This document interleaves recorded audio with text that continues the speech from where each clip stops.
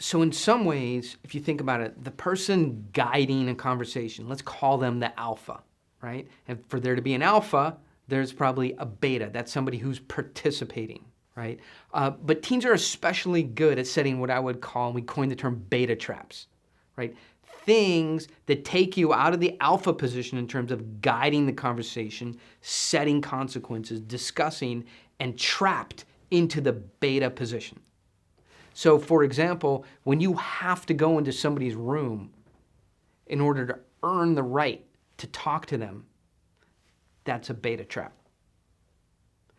When somebody says, I can't talk to you until I finish my homework, that's a beta trap that you can fall into because it seems reasonable. So in order to see what beta traps you're facing in your own house, I think it's helpful to look at what happens in the business world, which we all are familiar with. So when you have an appointment with a company, executive at a company, you drive there, you drive across town, and you get there, the appointment's at 10 a.m., and you get there at 10 a.m. And they say, why don't you sit down here in this comfortable lobby area, and Mr. Jones will come out when he's ready to see you. That's a beta trap, right? You got there on time, you guys set an appointment, right? And it puts you in the low status position because the person controlling when you can meet is the alpha. If you let that go by without addressing it, you are accepting the low status beta position. People who wait after an agreed upon time without saying anything are being pushed into the beta status. They don't have good social control. They have low status in that situation. So now, if you carry this back to home and you enter a conversation from the low status position where you're a beta, the outcome is basically inevitable. The teen puts you in various beta traps, like the ones we've talked about.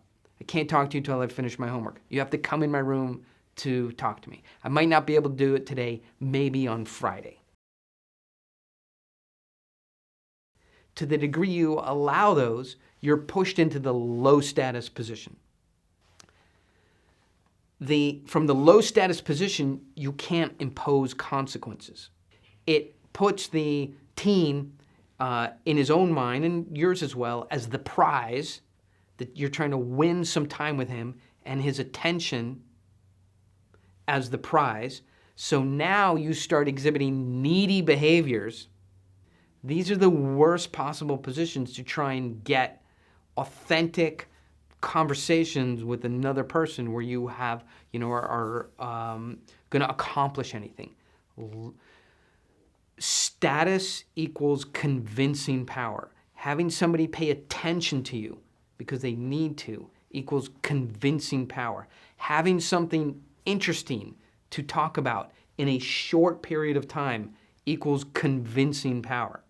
If you don't have some of these things, you're in a very disadvantaged position to have just a conversation.